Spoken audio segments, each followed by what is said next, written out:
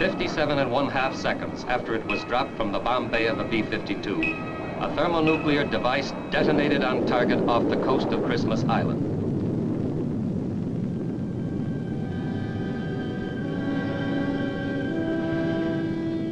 This event started the shooting phase of the longest, the most complex, and quite possibly the most successful series in the history of United States nuclear testing. This particular story is told from one point of view, that of the United States Air Force, and the part Air Force men, missiles, and aircraft played throughout the 1962 test series known as Operation Dominic.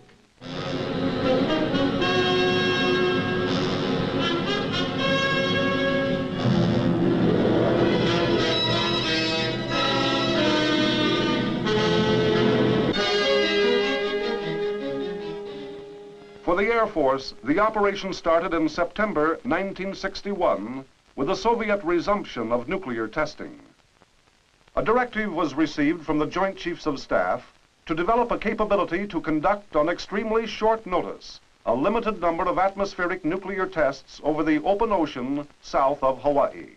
Air Force response was in the form of an operation plan, codename Ever Ready, providing for an all-airborne drop and diagnostic array. The array would consist of an RC-121, functioning as an airborne operations control center, a B-52 for the aerial delivery of the test devices, 2 heavily instrumented C-130s to record diagnostic data on device behavior, and several B-57s to provide a limited cloud sampling capability. That operation plan was shelved in mid-November of 1961 when the newly formed Joint Task Force 8 began planning for a full-scale test series. The new approach called for some 20 airdrops into an extensive, highly instrumented shipborne array on the open ocean south of Hawaii, plus a few missile-launched high-altitude events from Johnston Island. The first airdrop was scheduled for 1 April, a short 4 months away. The first Johnston Island event, a full-scale dress rehearsal including a missile launch with an inert warhead, was due just 1 month later. Another change took place when the airdrop phase was shifted to Christmas Island on the 17th of February. This was not an unexpected move, however, since such a contingency had been written into the plan. This moved the airdrop operations 2 degrees above the equator, or some 1,200 miles to the south. The Johnston Island operations remained as planned. Here, for the first time, it was possible to say, Operation Dominic has firmed up. On the morning of 25 April 1962, a B-52 with a test device aboard broke ground from its Hawaii base, Naval Air Station Barbers Point, and headed for a spot in space 1,200 miles to the south.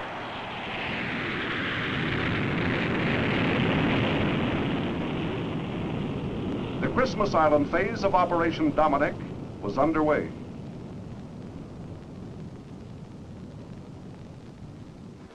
In the Air Operations Center on Christmas Island, the tempo of activity picked up as preparations were made to acquire the B-52 at a point some 200 miles out.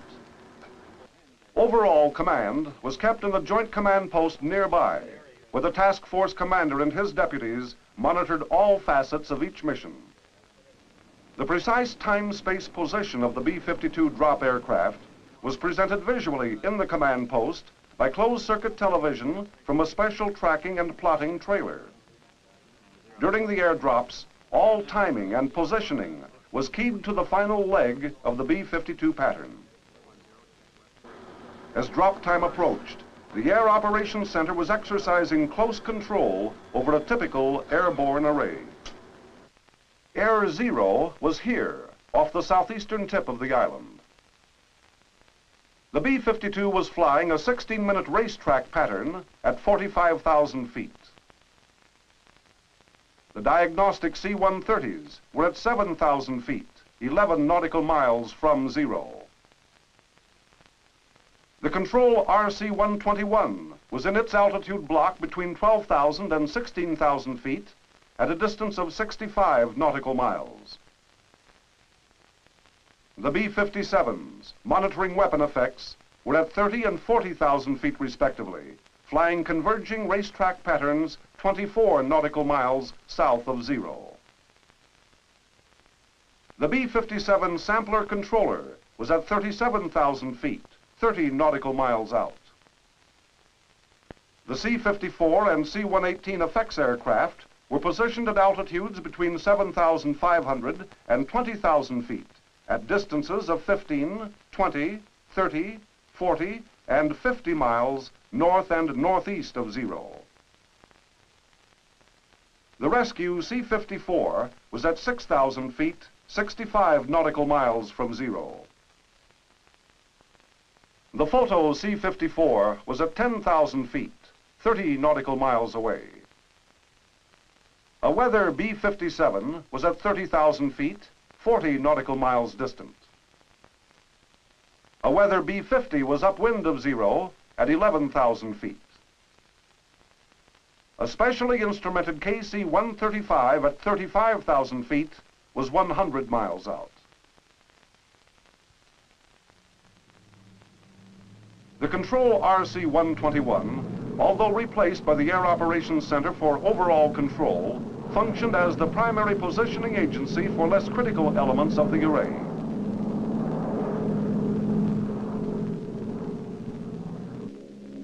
They were also in a standby status to assume control of all elements should the situation dictate. There was steady improvement in the ability of the 121 to operate as an independent airborne controller, but it was gradually phased out of the Christmas operation as the need diminished. Aboard the C-130s, inherited from Everready, was the massive specialized diagnostic instrumentation gear. The equipment was designed to collect the technical data so essential to the scientist in evaluating the efficiency of his devices. Data on fireball size and growth, light intensities, time intervals, and electromagnetic pulses. Under these circumstances, the C-130s were largely experimental to begin with and were only intended to complement the rather extensive ground diagnostic stations on the island. Their participation, however, resulted in the development of an all-airborne nuclear test capability independent of land or surface stations. The B-57D sampler controller in the array had two basic responsibilities. Prior to the shot, he was to confirm satisfactory cloud sampling weather, and following the shot, he was required to monitor cloud growth and dispersal, and vector each of the B-57 samplers into selected parts of the cloud to obtain particulate and gaseous samples for radiochemical yield determinations. Outside the primary diagnostic array were other aircraft, C-54s for photo coverage and for rescue, and specially configured B-57s for certain thermal effects and radar attenuation studies. During a number of the Christmas airdrops, C-54s and C-118s flew the 2,400-mile round trip from Hickam with test animals aboard. The purpose of this project was to conduct chorioretinal burn studies and to further develop eye protective goggles for aircrew use. Heavily instrumented KC-135 aircraft were also operating out of Hawaii for some of the Christmas events. These planes were modified primarily for certain studies in connection with the scheduled high-altitude events over Johnston Island. In addition to their test missions, the 135s had an in-flight refueling capability for the B-52 drop plane should the need arise. 25 seconds to detonation. As 0 hour approached, seconds. the Air Operations Center became the focal point of the operation. 15 Here seconds. within the darkened room, crammed with scopes, display panels, and 10 communications, seconds. the men watched and waited as the seconds ticked off. 5 seconds. 4, 3, 2, 1, 0.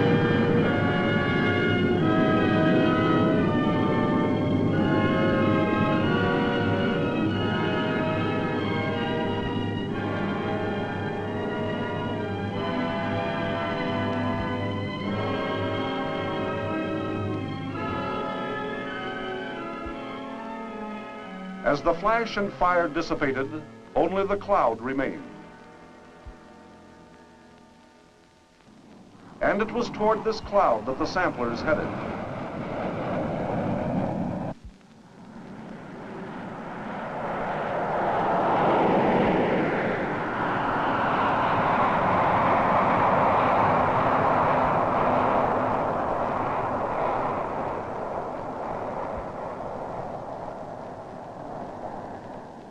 While the sampling missions got underway, most of the planes in the array recovered at Christmas.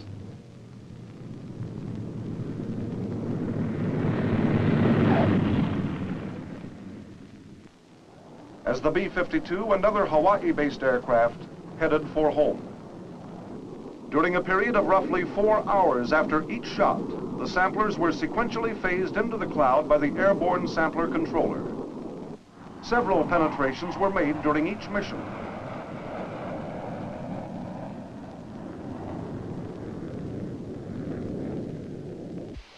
Once the sampling missions were completed, the B-57s also were released individually and vectored back to the island. On the ground, the sampler air crews were taken from the plane to the personnel decontamination facility. While the highly radioactive samples were removed,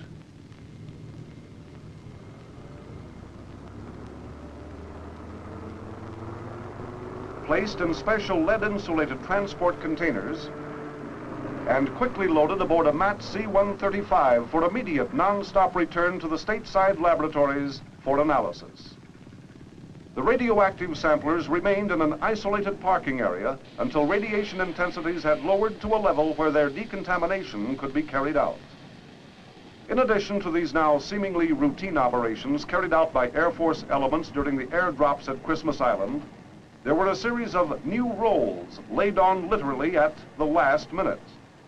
One involved assignment of Air Task Group responsibility for the recovery of nose cones from cloud sampling rockets, a program quite unsuccessful during past operations.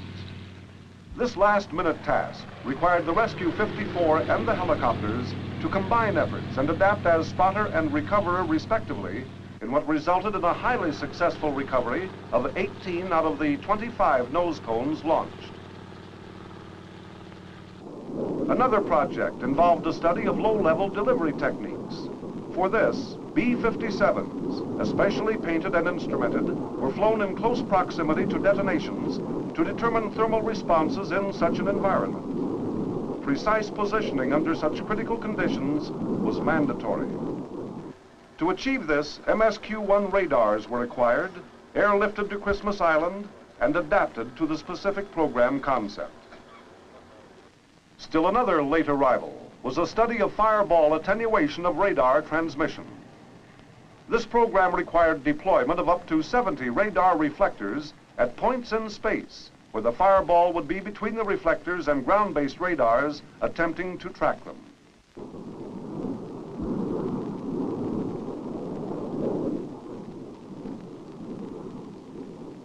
The majority of the Christmas air array moved into a new environment with its participation in the Navy's Polaris system test, codenamed Frigate Bird.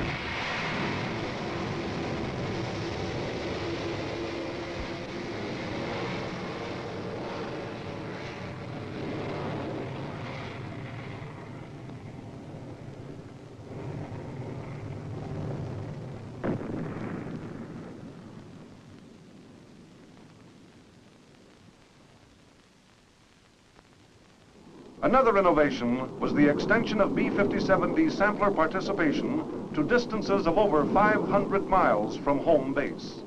This range extension was made possible by the utilization of a C-135 as the sampler controller rather than the shorter-ranged B-57D. The Frigate Bird event provided two bonuses. It extended overall Air Force experience in the direction of an ever-ready type of operation, and, more importantly, it demonstrated the feasibility of sampler operations far out over the open ocean. However, not everything took place in the air. Ground operations carried on day in and day out as the operation unfolded. Maintenance, and more maintenance, servicing, supply, decontamination of the radioactive samplers, occasional relaxation, whether physical or spiritual, briefings and more briefings, airlift of passengers or cargo, conferences and more conferences. This basically was the routine pattern of life on Christmas Island as the operation progressed. From the first airdrop on the 25th of April, 1962, and during the following 78 days, a total of 24 thermonuclear devices were detonated. On 11 July, operations ended at Christmas Island. And with it came dismemberment of the painfully acquired and integrated airdrop team. The majority of the Air Task Group members left for home, while the remainder took off for Hawaii and Johnston Island. Completion of the airdrop phase simplified operational procedures to a great extent.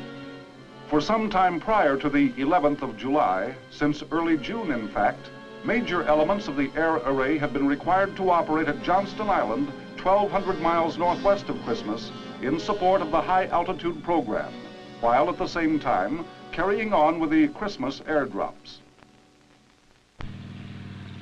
Now, total Air Task Group effort was focused on the Johnston Island high-altitude phase. When the U.S. Air Force Thor missile was chosen as the delivery means for high-altitude tests, it was necessary for the Air Force to assemble a top-notch launch crew, oversee the major modification of several Thors, supervise the installation at Johnston Island of a Thor launch pad and all supporting equipment, and integrate the entire package into the specially designed tracking and range safety systems. Once more, under the relentless pressure of compressed time schedules, most of the material had to be airlifted by planes of the Air Force Logistics Command and Military Air Transport Service. Everything from missiles and warheads to cement and structural steel was flown in to meet the deadline for the high-altitude events. In support of these high-altitude firings, it was initially planned to operate all array aircraft out of Hawaii. The problems encountered by the Air Task Group while preparing for this phase closely paralleled those experienced during development of the all-airborne concept. There were major problems of control and positioning, and lesser ones dealing with planning and coordination. The selection of aircraft positions, particularly for the technical aircraft, involved so many variables that the configuration of the array itself was ever changing right up until takeoff time. And on at least 2 occasions, the array was altered while airborne.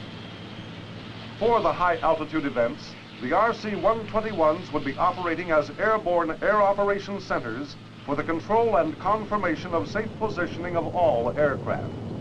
2 other RC-121s carrying multi-frequency radars were on hand to provide data on bomb-produced radar clutter. Varying numbers of C-135s, able to operate at altitudes largely free from weather and dense atmosphere interference, had been modified to carry extensive diagnostic instrumentation for measurement of device performance and effects, as well as to evaluate and develop new diagnostic techniques. Using Christmas-proven procedures, 2 WB-50 weather aircraft were kept in the area as long as possible to ensure a clear line of sight for the critical complex of surface instrumentation below. The C-118 biomedical effects aircraft, which had participated in some of the Christmas missions, were a part of the array. And the SC-54 rescue aircraft was also on hand. One of the diagnostic C-130s operated much as it did at Christmas, except that it remained hundreds of miles away in these events to assess its long-range capabilities. In addition, Strategic Air Command elements of KC-135s and B-47s were airborne to test complex command communication systems during the blackout period, expected to follow the high-altitude nuclear detonations. And a special pilot-to-pilot communications network was built into the operation as a backup to ensure UHF and VHF radio contact with Hawaii in the event of a failure of normal communications. Sometimes at Johnston, and sometimes at the conjugate point of the Earth's geomagnetic field, 2,200 miles to the south in the area of the Fiji Islands, a KC-135 functioned as an airborne ionospheric observatory. It utilized radar and optical techniques to collect data on radio signal attenuation. Also in the southern area, 2 RC-121s were aloft, checking on radar clutter and interference caused by conjugate point phenomena. Finally, a U-2 was standing by at Hickam for its long pre- and post-shot weather sweeps over the Central Pacific. On the evening of 3 June 1962, the planes of the Air Task Group began taking off for what was to be the first high-altitude event, codenamed Bluegill.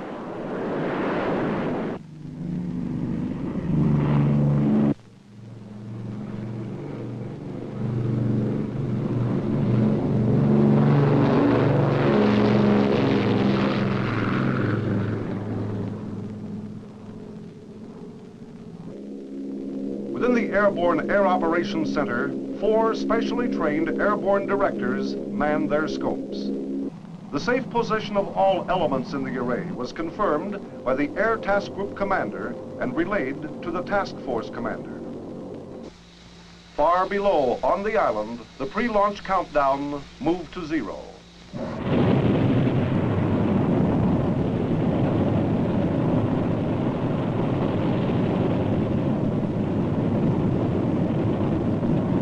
Bluegill and the ensuing Starfish event on the 19th of June were both unsuccessful. In neither instance was failure due to faults in the missile or warhead. After the customary 2-week stand down between high-altitude firings, the center of attention once more focused on the launch pad at Johnston Island. The date had slipped to the 8th of July. The event, Starfish Prime. 26 aircraft were again on station in the air array. Below the equator, the RC-121s were aloft.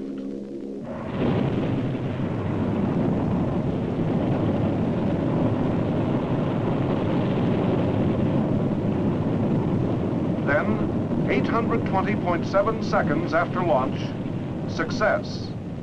Starfish Prime detonated as planned.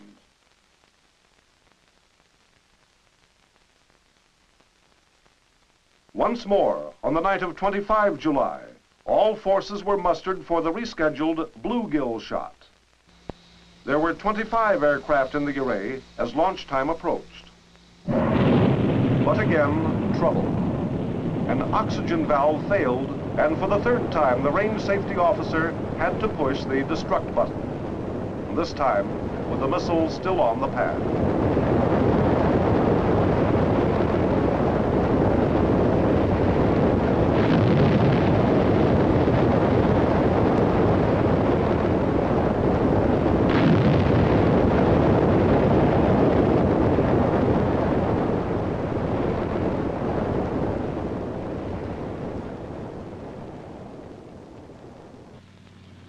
In the light of day, it could be seen that damage was extensive.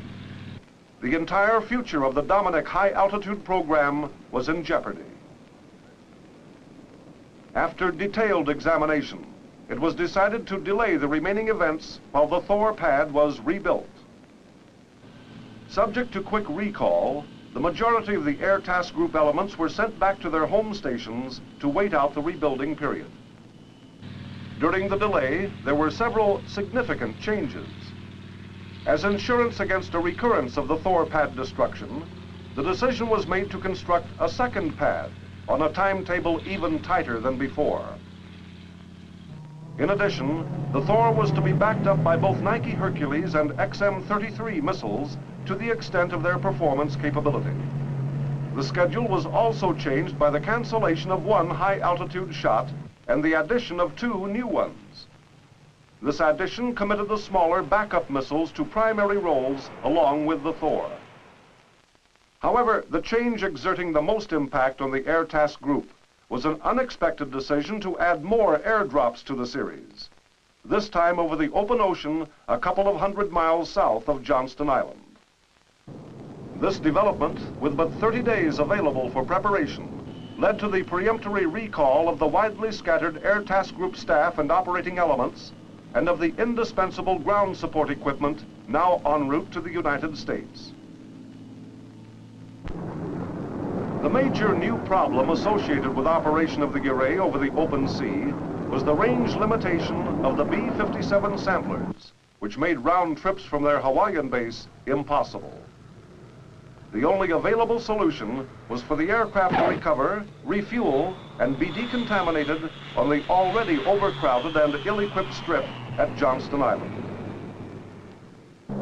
The air array for the Johnston Island airdrops was essentially the same as for the Christmas Island phase, with two major exceptions. No longer was the primary diagnostic instrumentation effort on the surface. The C-130 instrumentation platforms were, for the first time, on their own. In place of the relatively roomy Air Operations Center on the ground, the entire array was controlled and positioned by controllers in the airborne RC-121s, also for the first time. Finally, at the scheduled time, the air array was on station. On 3 October 1962, the first essentially all-airborne diagnostic mission was executed.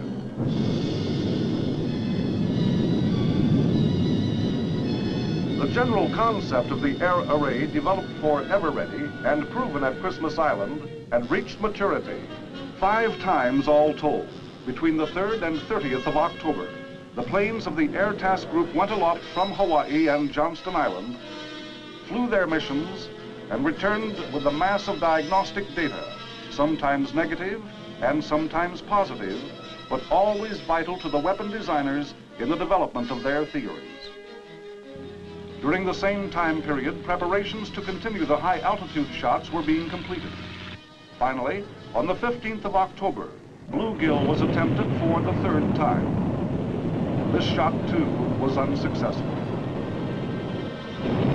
Fortunately, however, the backup missile capability generated during the interim rebuilding period brought with it the degree of flexibility necessary to continue with and accomplish the 4 high-altitude events almost within the original time schedule, including, at long last, a successful bluegill.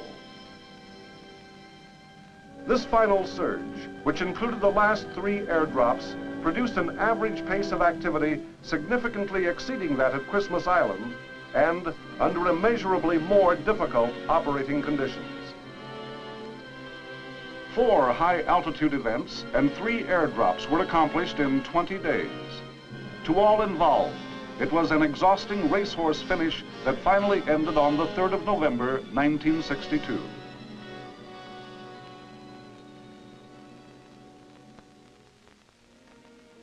Operation Dominic was conceived, planned, and put on the road in less than 1/3 of the time required for any previous overseas nuclear test operation. Yet, it has been called the most successful and productive in the history of such testing. From the air staff to the operating and logistic commands which provided the personnel and resources, to the airmen on the line, Operation Dominic stands as a tribute to the skill, resourcefulness, and dedication of the officers and men of the United States Air Force.